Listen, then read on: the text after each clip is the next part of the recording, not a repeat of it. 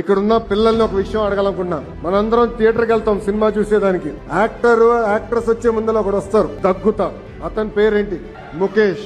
Drugs సేవిస్తే Mukesh కన్నా దారుణమైన పరిస్థితి మనకు వస్తుంది. డ్రగ్స్ వల్ల మన తల్లిదండ్రులు ఎక్కువ ఇబ్బంది పడతారు. నేను స్వయంగా పాదయాత్రలో చూసా. చిత్తూరు జిల్లాలో ఒక తల్లి కలిసిందినని, ఆమెకి 3 ఆడపిల్లలు.